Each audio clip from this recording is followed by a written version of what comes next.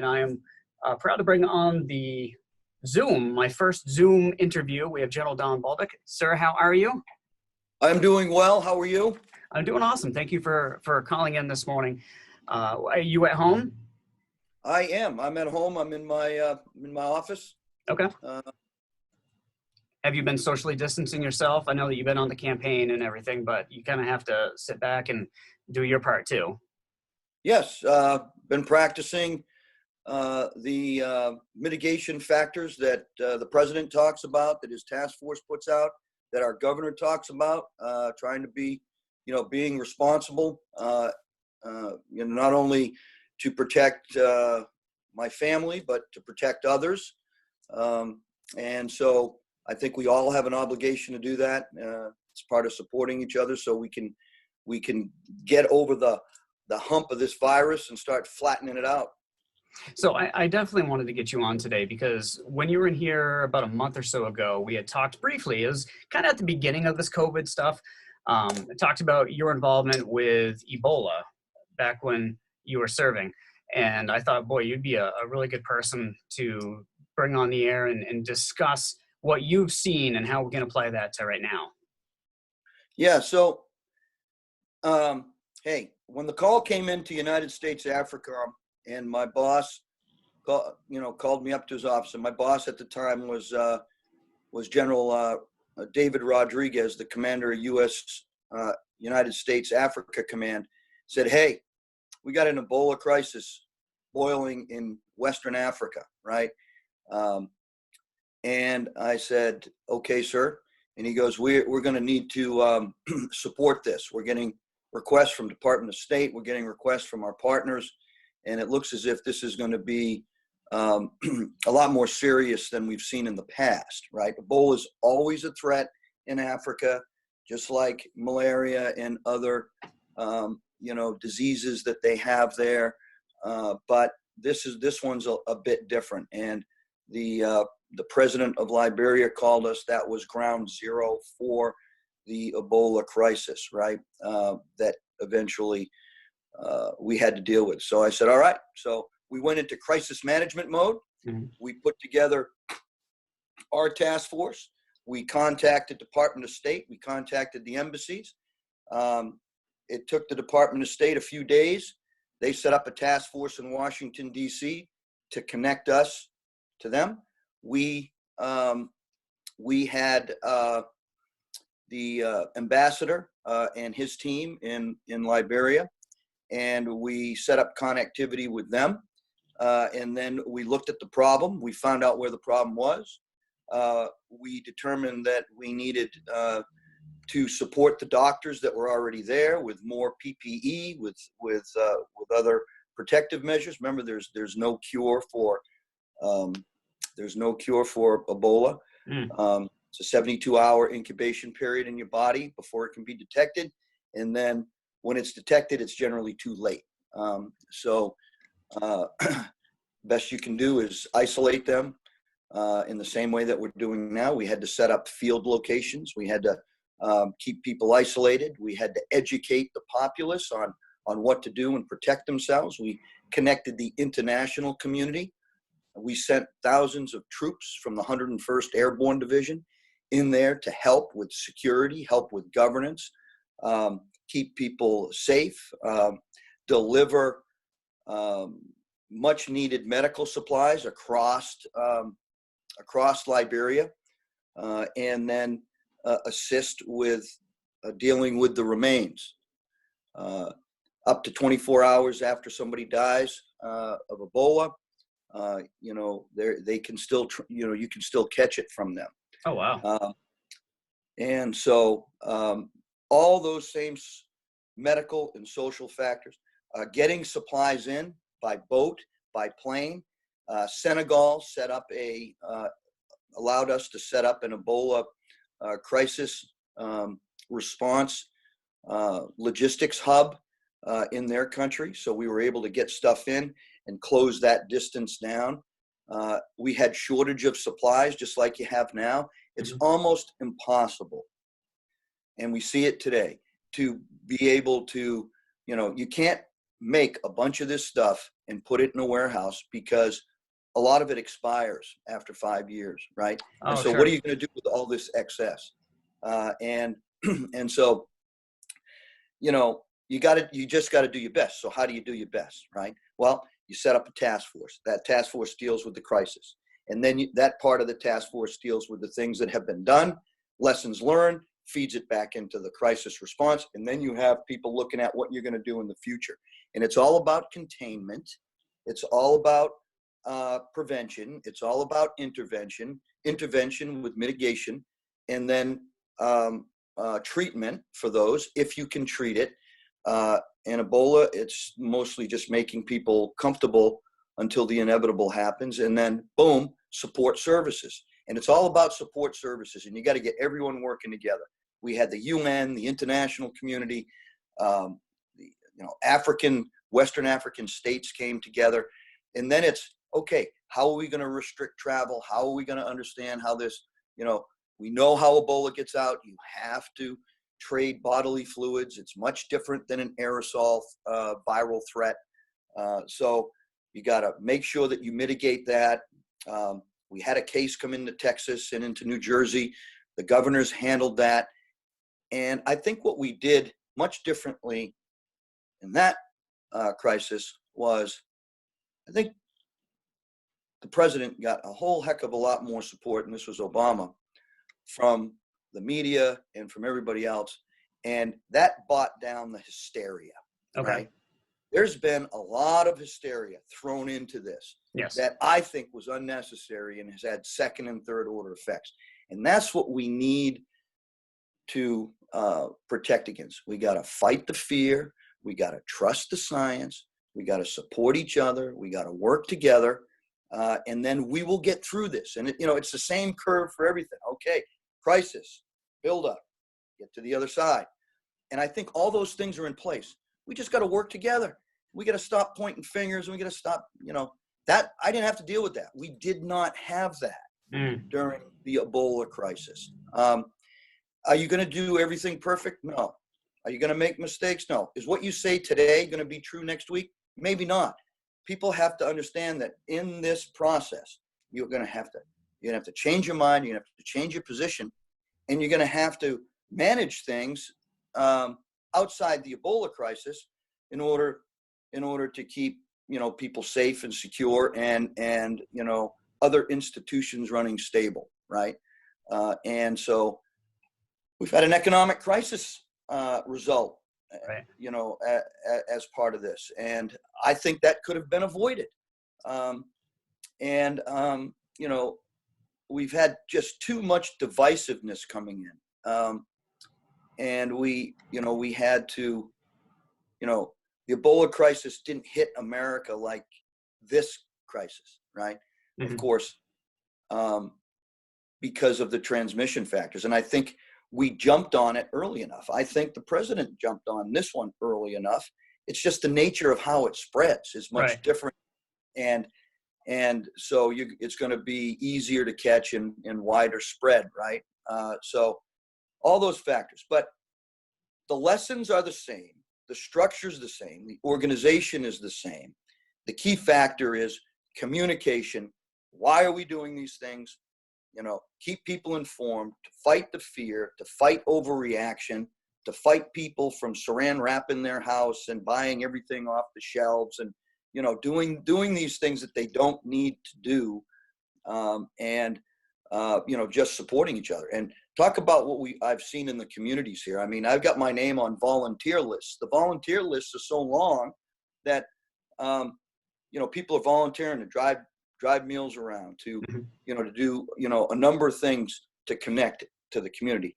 The stronger your communities are in a crisis like this, the better off we are. And that's why I've always felt that the center of gravity of the success and strength of our country is our communities, and the more independent they are, and the more they can respond to these types of things, the better off we are.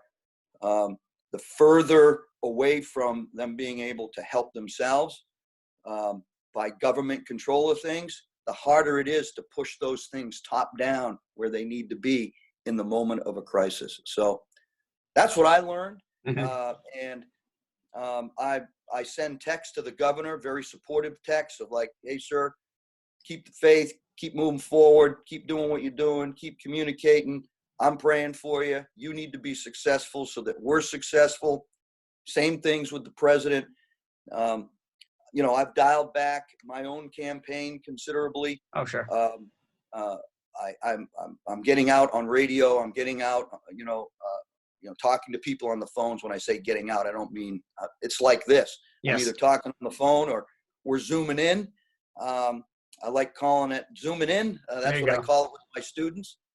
I'm one of the lucky ones. I was able to keep my job because we transitioned from, physical classroom to a virtual classroom.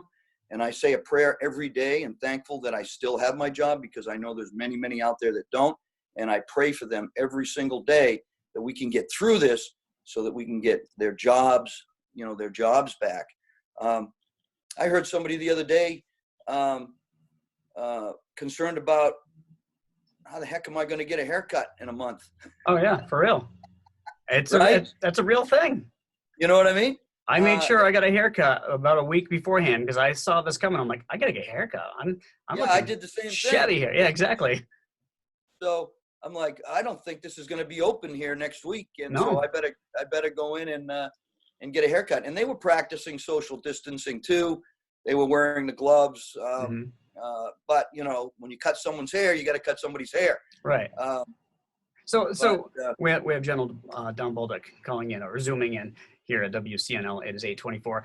I wanted to ask you, General. So you were on the front line with the military. So now you're a civilian. You are a professor. You're a husband. You're a dad. You're a citizen. How is it different for you just as a person instead of being, out there in uniform leading? it's hugely different, Yeah. right? I'm used to being on the front lines of everything in my life in the military. It's why I went special operations. I wanted to be at the tip of the spear on everything that went down. And now I'm not. Now I'm doing I'm signing up, volunteering for things, doing that, sitting back and waiting.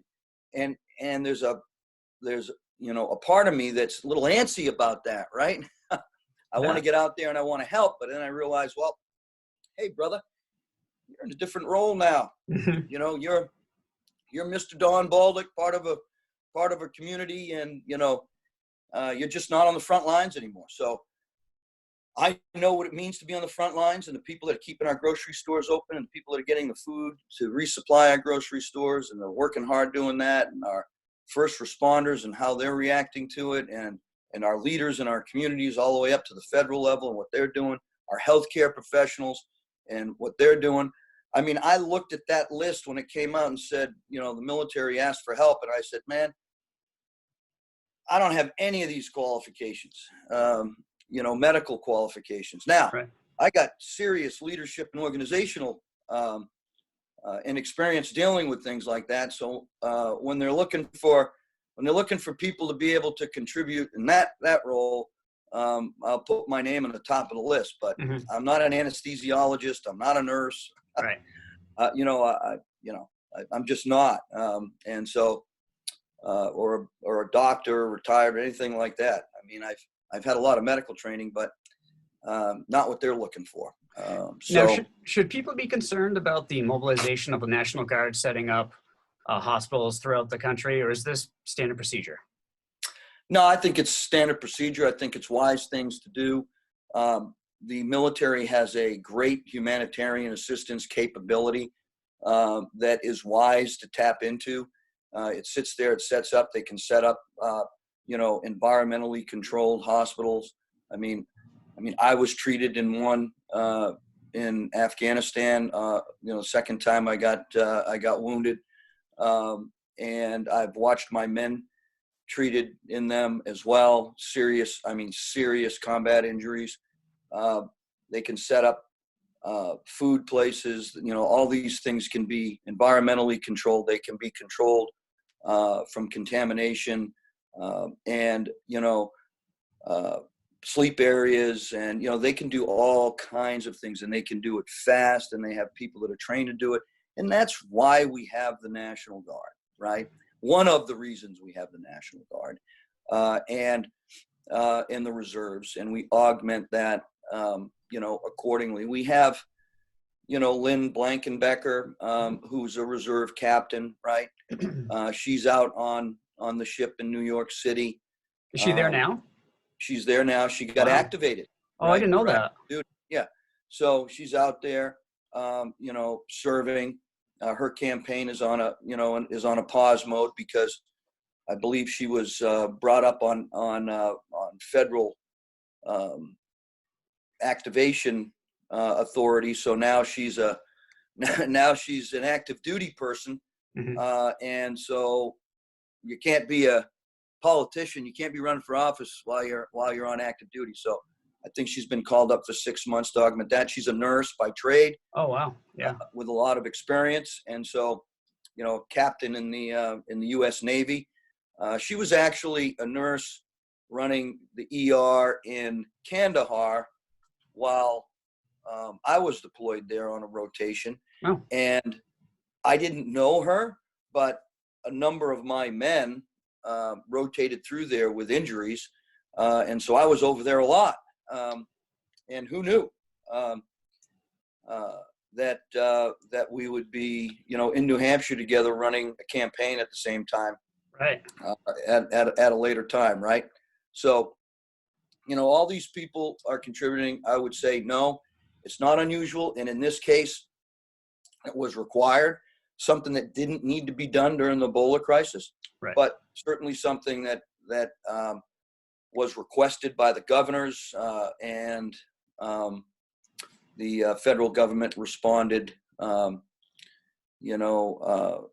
I think in a timely manner, to support. I mean, what her ship is doing is treating non-coronavirus emergencies or, other medical issues in order to take the pressure off the hospitals, right? So it's all good. It's necessary. I've been involved in a lot more humanitarian assistance operations in my career than combat operations over my 33 plus year career. And I can tell you that the military does a very good job at saving lives. Now, we were talking before we started about how when you were overseas, you've seen grocery stores or convenience stores that are decimated with food and people freaking out and stuff. And we've experienced a little bit of that here with, Market Basket and Hannaford and Shaw's and everything. No toilet paper. I guess Tylenol is hard to find now. Flour. What's your take on all that? Well, as we talked earlier, it wasn't uncommon for me to see in Afghanistan and in Africa marketplaces that didn't have all the food that they needed, grocery stores, their equivalent thereof, convenience stores, their equivalent, not having, things. You go in and you see, the bare shelves, and that's their life every single day, right? Mm-hmm.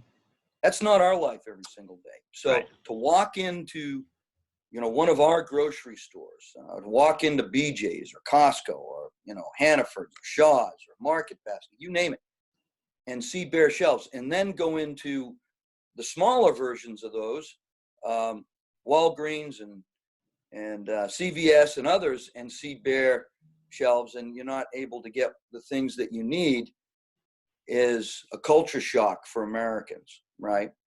And so it's imperative that we only buy what we need. This helps with social distancing, because the more the shelves are bare, the more trucks we have to put on the road, the more mm-hmm. people we have to put in contact with each other, and the more money it costs. And so we just have to act responsibly and buy what we need. There's no reason to be hoarding things right now. And we have to be respectful, of that. I have not hoarded anything. I go out and I buy it as we need it. Mm-hmm. And, I have my son, my daughter-in-law, my 3 grandchildren, my wife and I, and my middle boy who just came back from college at from Shippensburg University, all living in our house together, Oh, right? wow. That's a So lot of toilet paper. We go through a lot of toilet paper and a lot of chow, right? Yeah. And so, but we buy what we need. Mm-hmm. And I think, that's all part of the social responsibility aspect of this. And it's part of leaders to communicate. Every control measure that's put in this crisis needs to be explained so people don't panic, wonder why. It's a conspiracy. It's a martial law thing. It's a government conspiracy to interfere with our liberties and our rights and so on and so forth. Because people will think that. Sure. Right, wrong, or indifferent, people are going to think that. And they're going to be concerned when they get a letter in the mail from the government that restricts them from it or, whatever. You and I were discussing the papers you got in the mail for traveling and to do your job. Yes. And at first you looked at it and you said, whoa, what is this all about, right? Mm-hmm. And you got an explanation on it, but you had to go get that explanation. Right. And then they told you to, make sure you coordinate with your local law enforcement. You did that and they had no idea, Mm-hmm. right? So if you're going to do something like that, you have to explain it, right? You just can't do it, particularly in a free society like ours, where people are not used to being told, stay at home, right? Stay at home. I can't enforce it right now, but you're going to stay at home, right? Those papers that you talk about, I now have to carry papers with me, and we talked about this off the air, from Homeland Security that gives me the right to travel to and from work and to get gas. And when I first got this, I went down this rabbit hole of craziness. I'm like, why? Why do I have this? And, on a scale of 1 to 10 on panic level, I was certainly at a 10. I ran out, I got gas in my generator, and I'm like, oh my gosh. And eventually I get explained, we shouldn't get to this point, but if we do, you have a right to go to work because by law, radio stations are essential to get the word out. Yeah. But no, that communication would have definitely helped me from panicking. And I agree with you 100% on more communication, the better. Right. Every measure the government takes must be explained. Leaders must be out there. From my frame of reference as a leader, I expose myself to the same dangers as the men and women that I expected to do the job. And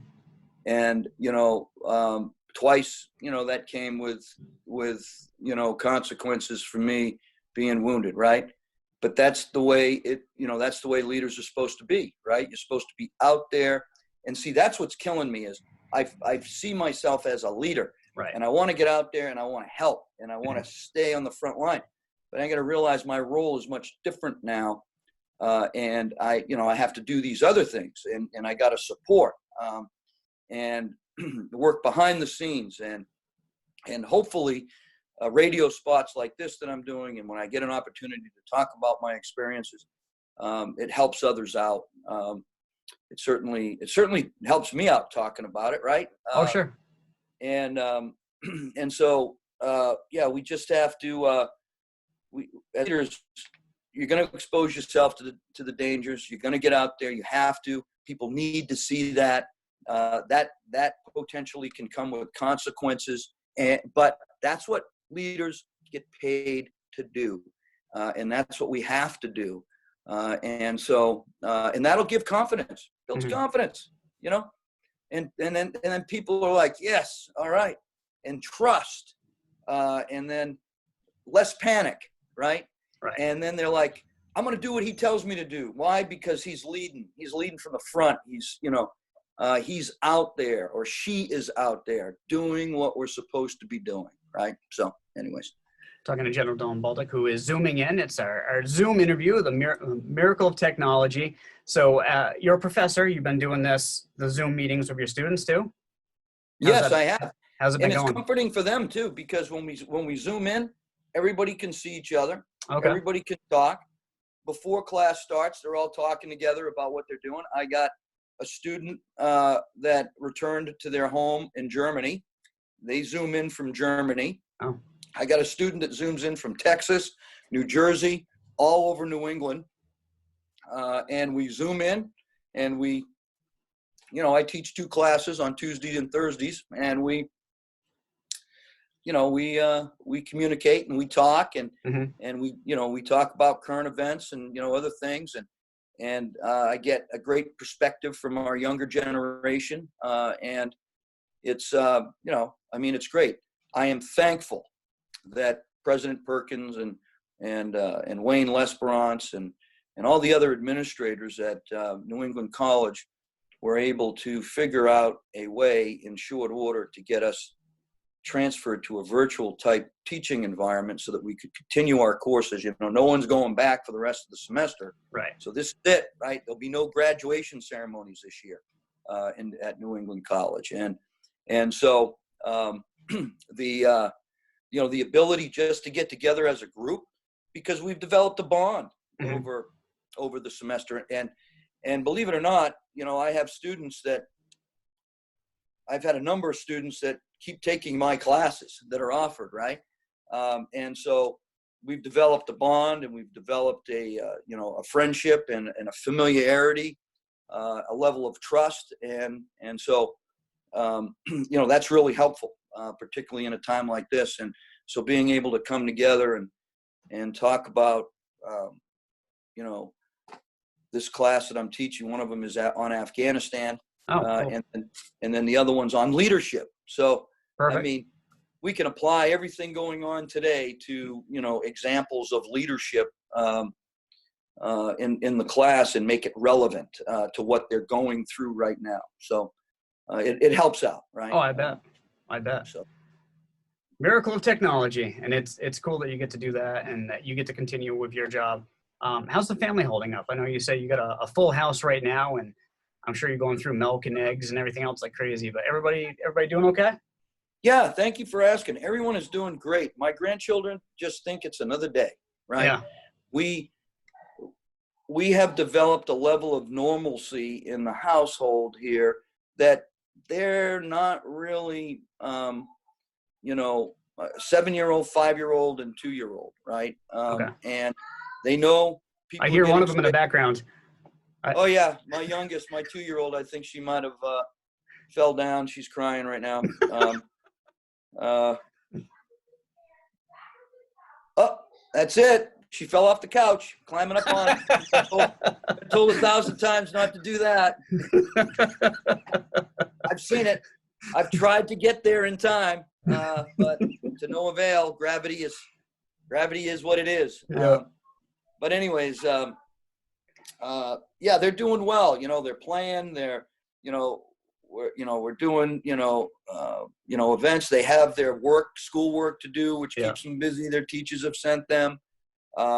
We live in a very nice, we're fortunate that we live in a neighborhood, and we have a yard that they're able to go out and run around and play in and, use their creativity. We have a woods that, right in the back of our yard that they're able to, play games in and build a fort and do those kind of things. So it's about keeping them busy in an environment that doesn't allow you. My 2-year-old keeps saying she wants to go to a playground. She wants to go to a playground. She wants to go to a playground.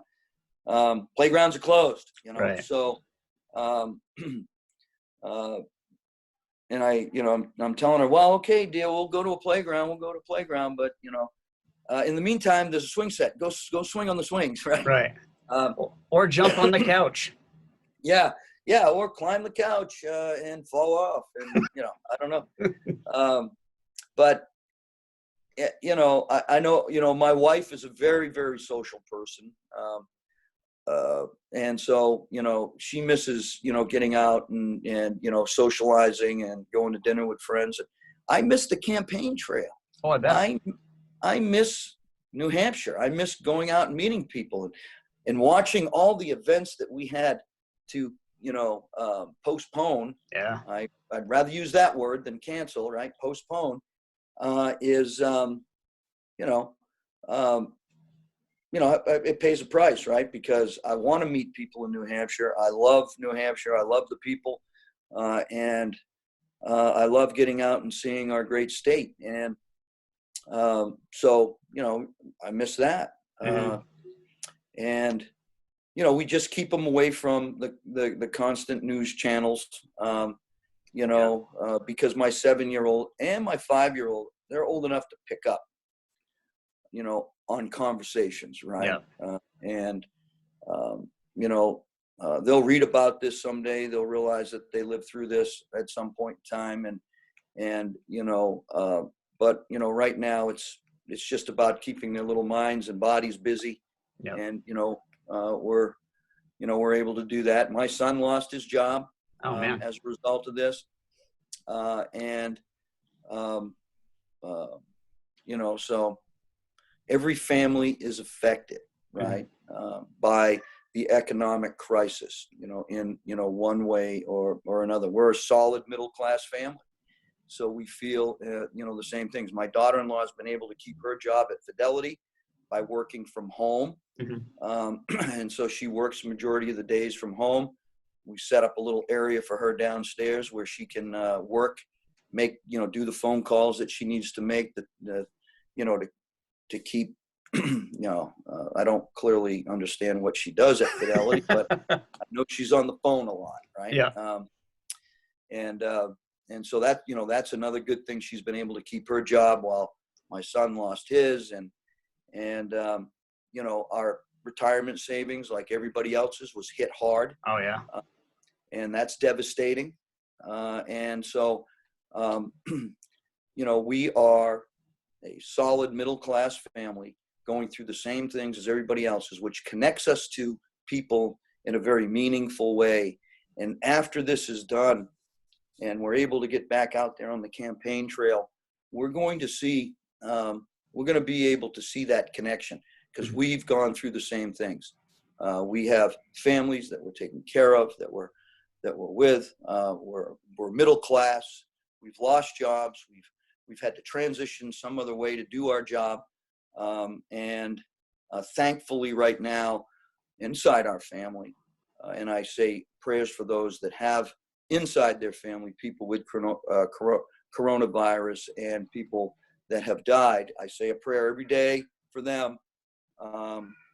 And we're lucky right now that hasn't affected our family yet. And I pray every single day to avoid that. But you know, I'm glad to see that you guys are doing this whole mitigation and social distancing and keeping away and doing what you got to do. And I know on your campaign you've taken a step back, and in my opinion, politics right now it's not a time for politics. It's a time for action and resolve and get through this. And I'm glad to see a lot of folks are doing that, and you're just taking a step back and trying to help out the way you can as a citizen. And right. I appreciate you coming on this morning and talking about your work with Ebola, and we will get through this. I think this is our third time talking, and I really, really appreciate the opportunity. You have a great show. What you're doing is a huge, huge service to your community and adjacent communities.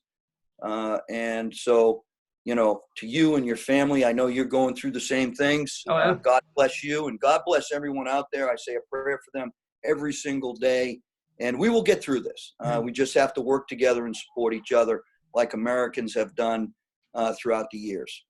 Well, General, we'll check back in with you down the line, and maybe this Zoom thing is the next big thing for interaction. Yes.